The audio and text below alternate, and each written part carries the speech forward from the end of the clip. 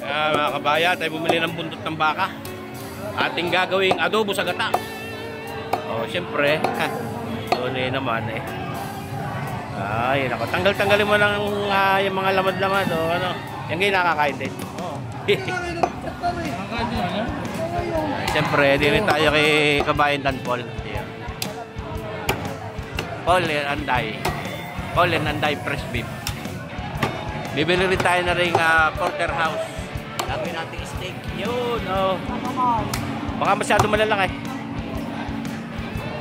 Hatiin mo kaya yun? Yan, okay lang. Yan, sige, para ano. Dahil adobo sa gata ang luto. Oh. Yan, yan. Yan.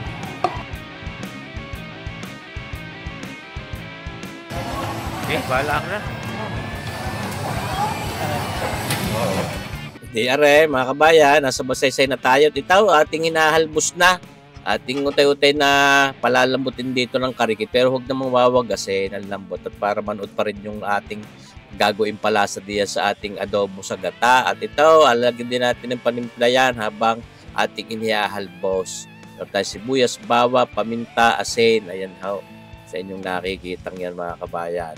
Itong ating kaldong ito, pinagdalbosan ay gagamitin pa rin naman natin sa ating pag-aadobo sa gata. At sabi ko nga, hindi itoong makakalambutan dito.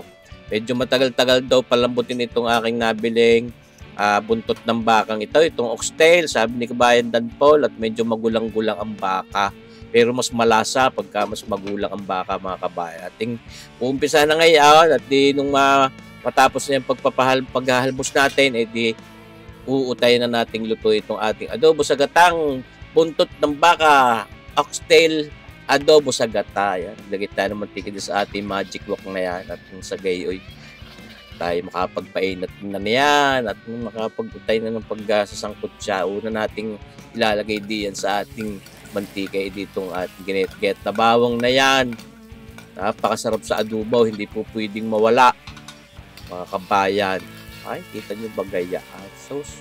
Parang pwede na. Huwag na ito lang. Ay, Diyos marsipaw, tawarin. Kunay na. At ito, ating ginamit na sibuyas itong sweet onion. Anong gagawin? Wala nung yung sibuyas na pula daw. Kulay po siya naman na hindi maintindihan. Kulay purple. Ayan. Ating sasangkot siya. Hindi yan, mga kabayan. Itong ating oxtail na ito, naku, napakasarap na paborito ko, lalo pag gagawin kari-kari din. Nilagyan din pala natin ng sili, mga 4 na piraso lang muna. Ito, nilagyan din natin mga 1 kutsaritang paminta para mas masarap at mas mabango yung ating adobo sa gata. Yan, mga kabayan. Atin lang, sasangkot sa inyo ng papagaya. Siyempre, titimplahan din natin yan. Maglalagay tayo ng toyo. Yan munang ilalagay natin. Mga 2 kutsara lang muna. Yan ho. Kako nga yung ating buntot ng baka ay may timpla na rin karikit ng ating ihalbos ay baka mapasubrang alat. Ayun. Ay di yan, mga kabaya. Tapos ito, lalagyan din natin ng oyster sauce. Yan ho. Mga 1 kutsara at kalahati yung ating inilagay na yaon. Yung baka hanapin, lagi may naghahanap niyan.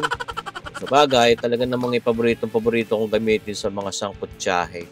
Mga lahat na halos na aking mga sangkutsaheng luto, mga adobo, kalderita, ay may mga gayang kasamang oyster sauce, malinamnam. Ayan, ito, sinahog na natin ang oxtail na yan, yung buntot ng bakang yan. Yan, tamang-tama lang yung ginawa natin pagpapalambot diyan at nang sagay hindi masyadong tumagal din ang ating pag-adobo. Aba, ilalagta ka na siyempre naman, baka may balipasan na ng gutom mo, hindi pa nalambot yan. Tunay kayo, mga kabayan. Pagkagarin naman ng ipapangulam, mapapa-only rice ka, duda ko naman. Ayan how. Di atin lang yung gugulong-gulongin di at mamay sasabawan din natin yan, mga kabayan. Yung ating matitirang kaldo, magagamit pa rin natin yun sa ibang pagluluto. Pag naglaga ng baka, may mga petche at patatas. Ay nakaw, panalong-panalo lalaw. Sus marsi po. Pwede rin magmame. Beef mame. Yun. Kaya maganda pag kami mga pinagkalduhan din tayo. Yan mga kabayan naman ni siyempre, Hindi naman toong napakarami ng mismong pinakalaman niyan. Yan ho, kaya yan ilalagyan din natin pampatingkad ng lasa ng baka. Ito, sasabawan muna natin yan. Ayon sa gusto nating maging lambot niyan. Oho, para nang sa gayon hindi man masyadong masabaw ang ating adobo sa gata. Yan ho, parang pakalasti din yan kung tutuusin. Lalo kung dadagdagan pa rin natin ang pahanghang. Ayan. Ito, sinasabi ko, isang pirasong beef broth cube na yan. Ating dudurug-durugin di yan. Kako nga, para tumingkad ang lasa ng ating baka. Yan ho, hindi naman purong laman iyan. Kaya, syempre, para mas masarap, mas matingkad ang lasa ng baka, ay optional naman. Pwede kayong maglagay, pwede rin hindi. Ayan ho. Malapit na sa katotohanan, mga kabayan, itong ating oxtail adobo sa gata. Isang boya ito. Ako talaga namang napapalaway na agad. Yan ho. Mamaya ipagagandahin pa rin natin ang kulay niyan at ilalagyan natin anato oil. Yan ho. Mamuya-muya ng karikit ng madilaw-dilaw. Ito, susukaan natin. Yan. Red cane vinegar. Ang ating ginagamit diyan. Yan ang ating paboritong suka. Red cane vinegar. Yan ho. Di masyado nakakatusin at may karikit na tamis din kung tutuusin. Yung red cane vinegar. Kaya nakasubok ng gumamit na. At ito, hindi po pwedeng mawala sa ating adobo sa gata. Boy, kung hindi mo nilagyan yan, ang tawag yung pamagat natin ay adobo laang. O dahil ang pamagat natin adobo sa gata, buntot ng baka, ay di may gata. Gata ng niyog.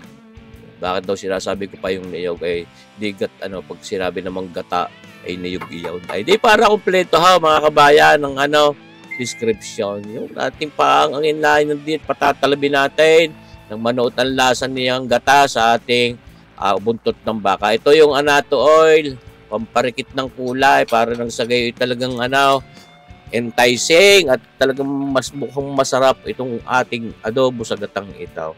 Yan, hilalagyan ko pa rin maya-maya ng karikit ng yung black caramel, para mas tumingkad at dumag-imdag ang kulay niyang ating adobo sa gata. Wala hong lasa yaw, walang amaw yung black caramel na yun. Talaga lang pampaganda ng kulay din at pampasarap lalo ng itsura. Yan ho, tunay kayaw mga kabayan. Siyempre, may karikit na patamis, kalating kutsaritang brown sugar na putlain, mga kabayan. Talaga namang para may tamis ng pag-ibig. Itong ating adobo sa gatang ito, ay tunay kayo. Kapag laway, ating pinaangat, nagdadagdagan na lang natin ng sili. Mapapansin ninyo, hindi ko na binabasag yung mga siling iyan. At di kung sinong gusto, mas manghang, ngat-ngatin na laang iyo. Mahirap pag mapasobrang hang. Ito, kukumpituhin na natin ang alat. Dagdagan pa natin mga isang kutsaritang tuyo. At yan na, inimusang ko medyo hinanap ng dila ko yung karikit pang alat. Ay di yan, kumpleto na ngayon. Itong ating oxtail adobo sa gata, mga kabayan. Adobo sa gatang buntot ng baka. Yan, kita nyo baga, sus marsipaw, tawarin. Ano man ni kabayan si porprek. Ay, panalo ang itsura. Talagang pinagbalat ang iyaw. Ito, collagen. Mga gatil-gatil na yan. Ay siya, kuha na ng kanin at lantakin na yan. Pero hindi ko na ipapakita yung paglantak.